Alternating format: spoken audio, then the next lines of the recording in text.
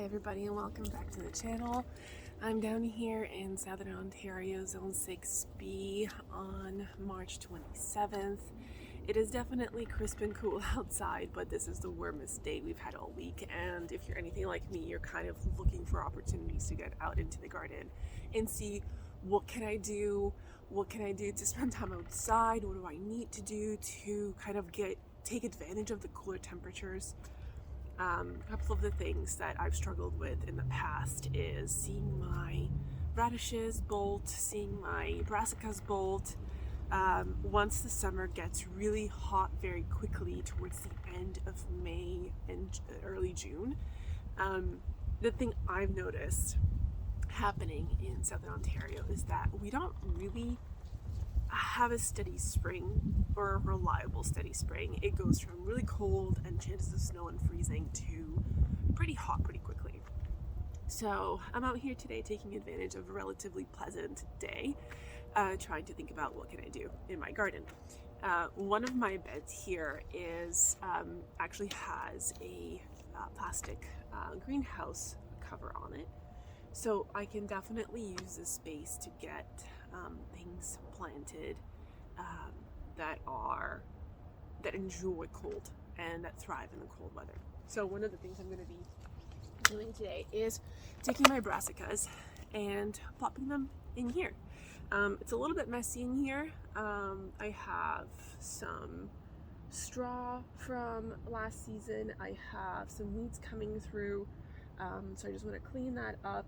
I have an old kale plant that I kind of left in the middle to overwinter. I cut down the rest of them in the spring, but this one's just kind of chilling out here, and I want to see what happens with it. I want to see if it flowers. I want to see if it dies. I'm just experimenting with one of the old kale stalks that I can show you. Just kind of popping out there. But I really want to get these brassicas in the soil now because these have been hardened off for the last 2 weeks. I've been kind of taking them out when the weather has been above freezing at first, and then I kind of left them longer, then I left them overnight on my porch. They got some sun, they've got some wind, they've got everything, and they look great. And the stems are nice and solid. They've got a couple of sets of true leaves. They've got a good green color to them. So these guys are ready to go out. And again, they're gonna love this cool weather. And nights have been dipping under below freezing around that -2, -3 mark, and that's fine. They'll be okay at this stage, and they might even like it, and especially if they're still covered with that greenhouse plastic film. So I'm just going to go ahead and get these in the ground. And I already actually have a couple of tiny starts of lettuce in this bed here. And you can kind of see the little starts of lettuce seed that I have going. And what I also did, I just scattered some radish seeds all over here because again, radishes are one of those crops that really like it cool. And I wanted to essentially have the opportunity for them to germinate, and when the temperature gets the right, when the soil gets the right temperature, and hopefully I'll have a bountiful crop of radishes sometime in the spring. And I've also direct sown some peas, and I'm just noticing now that they're kind of a little bit too close to the surface. So I am poking them in here just to make sure they have good soil contact. And I'm going to go ahead and water everything in once it's all planted. Because it's still going below freezing, I haven't hooked up my hose yet, my garden hose yet. And I don't really want to do that until, we're safe and out of the freezing temperatures. So I'm just going to go inside and fill up a watering can and add and water everything in once it's all covered. But I'm just going to go ahead and start transplanting my brassicas.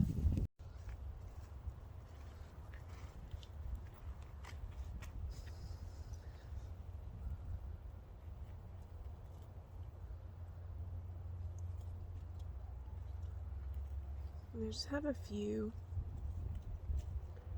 cauliflowers here that have a bunch of the seeds actually germinated and grew up in the same soil block. So I'm just going to gently separate them. And I really should have either thinned them out or transplanted them, but you know, sometimes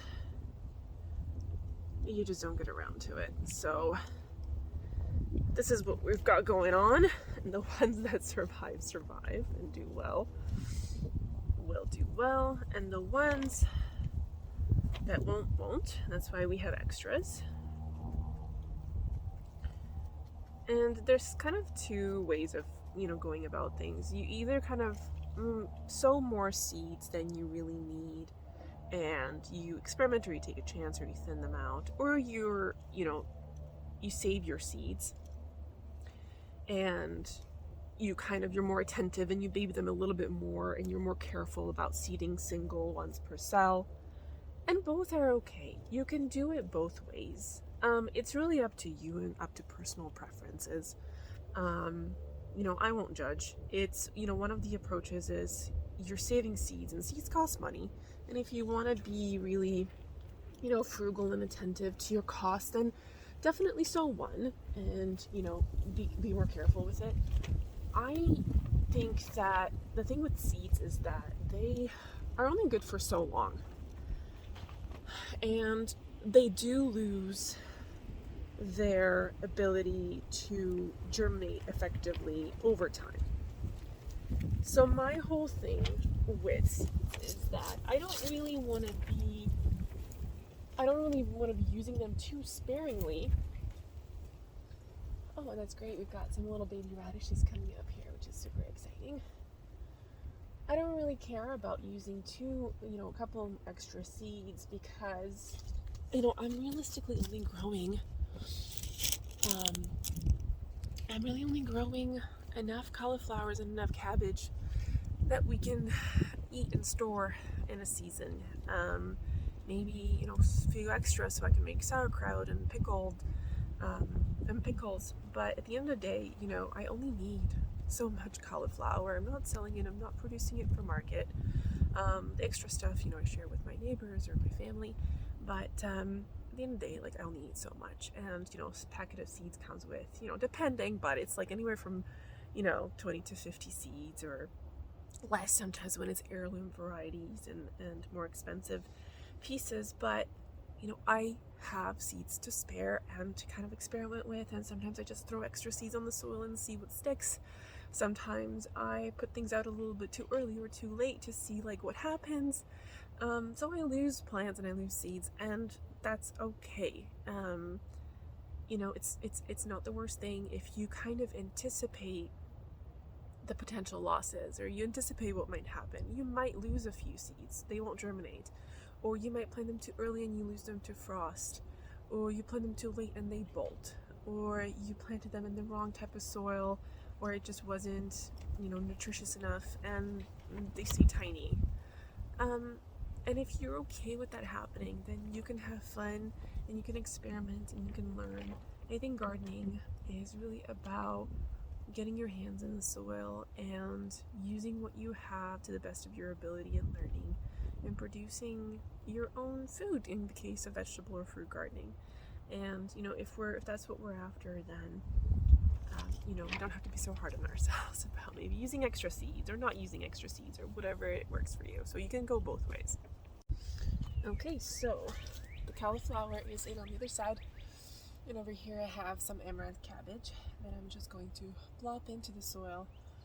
Again, just kind of raking through, getting rid of any very obvious weeds or things that have kind of stayed over winter in the soil. I'm a pretty lazy gardener in terms of leaving things in the soil, in the beds.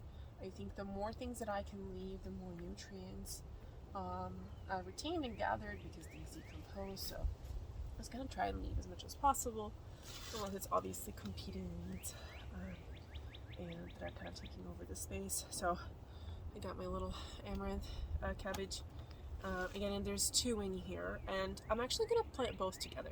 I'm curious. I'm going to see what happens with both of these cabbages, if they're gonna grow congruently or if they're going to get in the way of each other. I don't know, but I'm gonna try. Just dig a little hole. The soil in here is nice and moist, which is awesome because of the covering. It doesn't really dry out. I already spread a little bit of chicken manure, composted chicken or hen manure in here. I don't need much because the soil is very compost rich, and I did add compost on top, about an inch of compost on top of this in the fall as well, so that's great. And it's awesome because I'm already seeing little tiny radish seedlings pop up with the radishes that I just kind of threw in here and kind of just patted down into the soil. So you can see little tiny radishes, and I see the winter density lettuce plugs that I planted in. They haven't frozen. They're doing okay. They're growing slowly because there hasn't been that much sunlight, but they're growing. They're clearly super frost tolerant, which is awesome. And some of my Brussels sprout seedlings that I kind of put in earlier aren't doing so good. I'm actually gonna pull this out because I have more. But about, I want to say it was like 3 weeks ago, I had smaller brassica plants, and I just wanted to see how tolerant they were. And I had these little tiny guys, and I honestly just took them out here and plugged them in and closed this tarp of the greenhouse plastic on top. And I was like, if they live, they live. If they die, they die.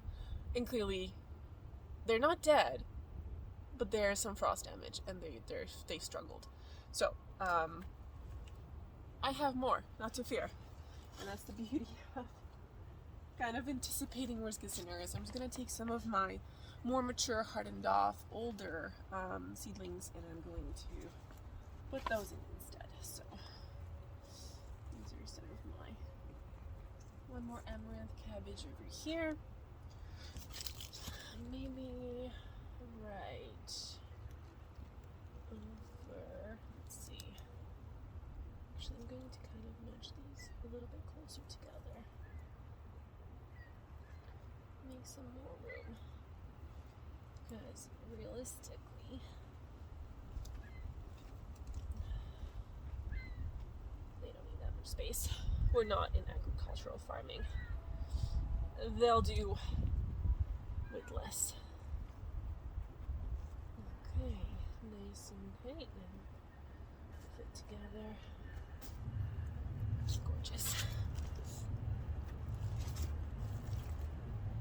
Okay, so here we are with my little brassica seedlings planted. So we've got some Brussels sprouts, we've got some cabbage, and then we have little tiny plugs of lettuce and a tiny little radishes starting to come up from seed.